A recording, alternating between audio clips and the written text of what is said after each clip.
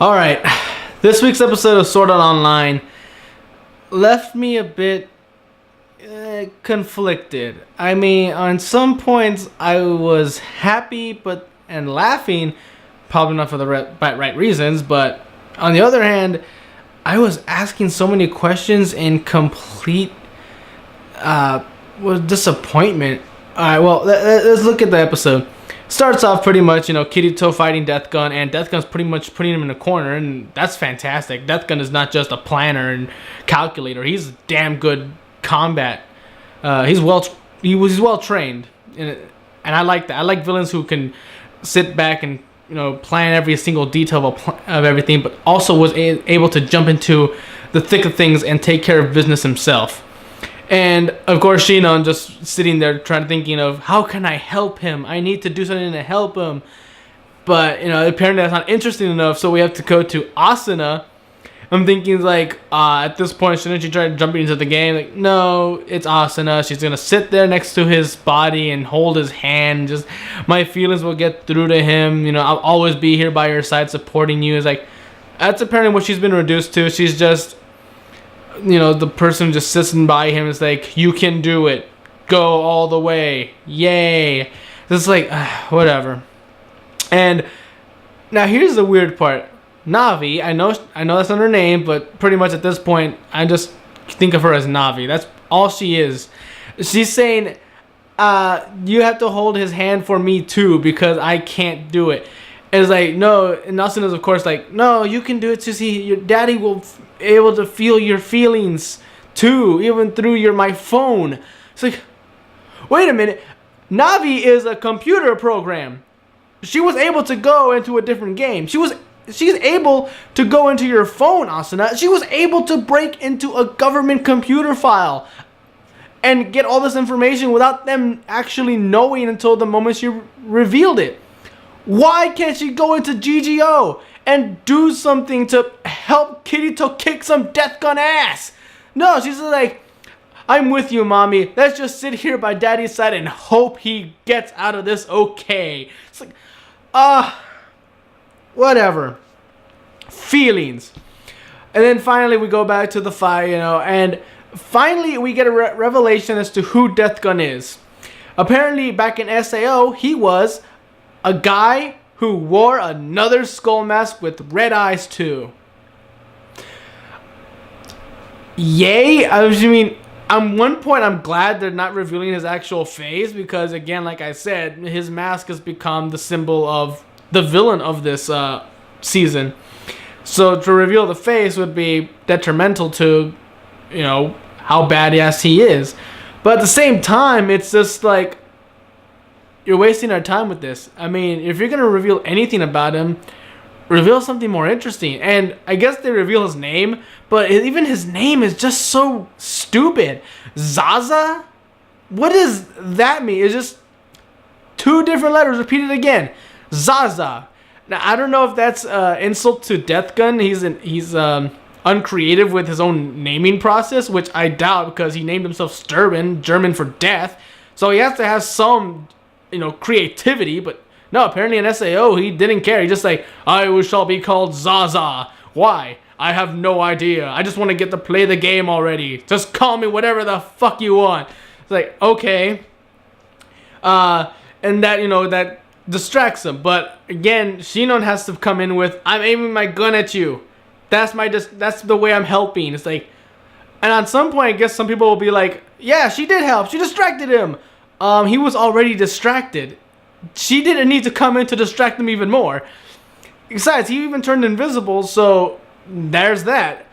And then, I have no idea what this scene is about, but Kirito's hand, trying to grab him, is like, okay, he's trying to grab him before he goes invisible, makes sense. But then it switches back and forth between Asuna holding his hand, and his hand is like, hey, wait, what are they doing here? It's like, oh no, don't tell me this is some kind of representation that their feelings are guiding his hand to the best move possible, of grabbing his handgun and shooting the air in front of him in hopes of hitting Death Gun. I mean, eventually it works. I mean, if you fire enough directions, you're gonna hit something. But I don't want to think that it's their feelings that are guiding his hand. That's just stupid. But either way, Death Gun gets shot, and that kind of like throws him back, like, oh damn, and that's enough of a moment for Kirito to come in and slice him in half in a very slow and brutal way. And I like how Death Gun has always been kind of respectful in the way he kills people. It's like, die in your sleep, you're not gonna die a painful death. It's like, it's just like quick death, boom. But Kirito has to go the extra mile. It's like, I'm gonna cut you in half, like.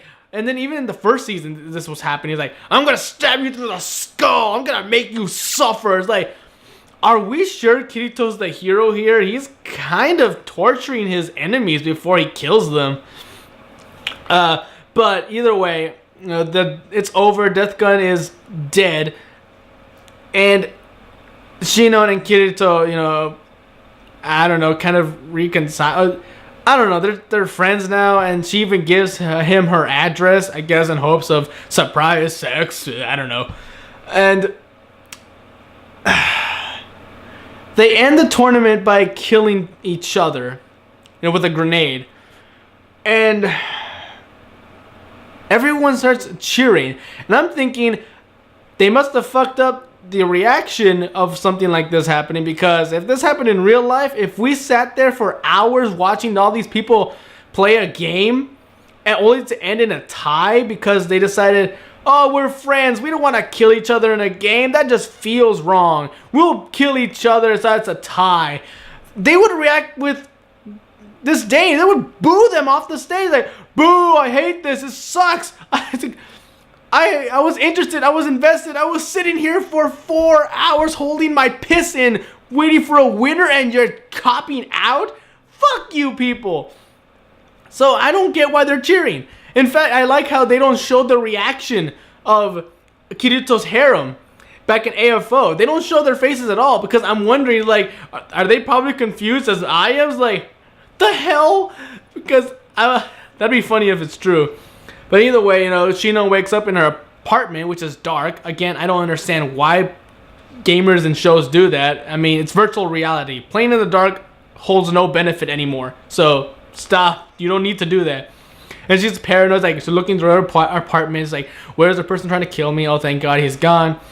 And her friend comes with a cake, kind of to say, congratulations on your semi-victory. I don't know, maybe he wasn't watching, or maybe he was, and he just like wants any excuse to come talk to her.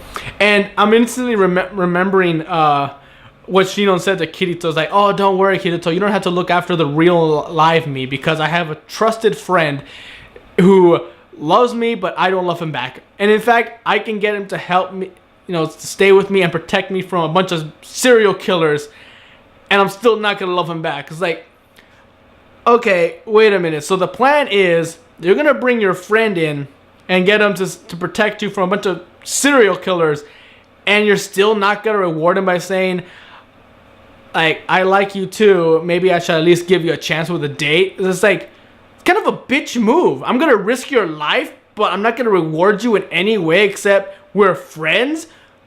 Again, who's the good guy here? Kirito so far hasn't done much except brutally kill someone, and Shinon is putting her own friend in danger.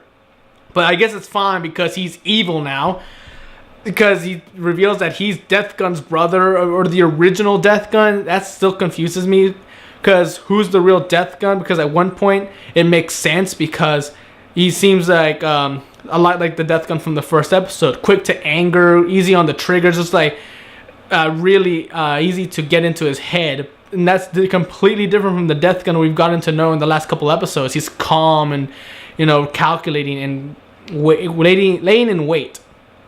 And this guy's going crazy. And again, it's going so over the top that I can't feel any creepiness or tension in the scenes, because he's just going completely crazy. It's like, okay, that's just laughable. Okay, in fact, at one point, it looked like he has a little baby face. I just want to pinch his cheeks, like, oh, who's just a cute little crazy person? So it's like, and apparently again, and I was a little worried because he was repeating a lot of what Tatarian from the first season did. He wanted to capture the girl he found he had the hots for. Essentially wanted to bone her. And he also wanted to be the ruler of his own video game world. And I'm sitting there thinking, Tatarian, did he have a son? Is this him? He reminds me a lot of his dad. Are we repeating the first season again? Are we really repeating the first season again? Shino getting captured into a different game where this guy tries to make her his princess or queen, and Kirito has to come in and save her again? I mean, that better not be what's happening here. But thankfully not. Shino actually, punches him in the nose, kick him in the sides, like, all right, she's escaping, she's standing up for herself, let's get this done. And she's going to the door, but he's still holding on to her and just like, okay, now the tension is real. I'm getting suspenseful. This would be a good place for a cliffhanger. But no, they decide the best point for a cliffhanger is for Kirito to bust right in, knee him in the face, and that's it. That's how the episode ends. It's like, I'm here to save you. The cliffhanger. That's not really a cliffhanger, because a cliffhanger is supposed to leave us in suspense and wondering what's going to happen next episode. You just revealed to us what's going to happen next episode. Kirito came in and saved her. Okay, so I don't have to worry about Shino getting captured, because it's done. Yep. Come in, knee him in the face, probably going to punch him until he's bloody as hell and knocked out, and then I guess take him to the government to get interrogated, which I'm guessing they're going to beat him up even more. This poor kid, sure, he's crazy, but he's still just a kid who's lost it. He needs mental help, not getting beat the shit out of.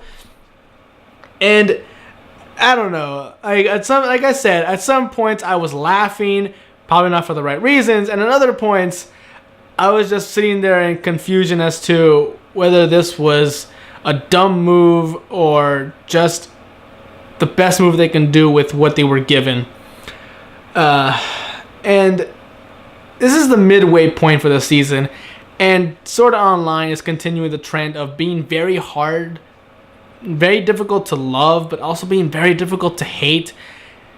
Because again, it has good points that actually lift it up to the okay status, but then they have so many bad cliches and laughable moments that it brings up to what the fuck were they thinking levels. It's like, So ultimately, I have no idea what to say about this episode. I guess if you combined everything, I would give it like a 5 or 6 out of 10. That's okay. It's fine.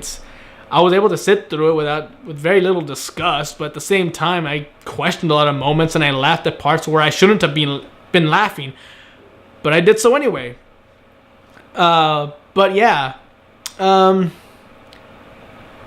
mystery itself is, again, confusing, but at the same time, it's still interesting, because is there only 2 death guns then, or are there actually 9 other death guns out there? I need to know. There's so much we need to know about Death Gun. Like, who are the other 9 that survived from Laughing Coffin? I mean, are they also part of this plan? Are they more badass? The second Death Gun apparently is more calm and calculating. That makes him more menacing. Like, all right, that Death Gun is much better than the original Death Gun, who's just a little whiny brat who wants to bone Shino. And it's like, all right. But either way, this episode, I'm probably gonna forget about it soon. So, it's fine. Just, I was hoping more for the midway point of the season. Hopefully the next episode is better. Hopefully all the episodes after this are better. So until then, I'm Tony Dragon. Bye bye.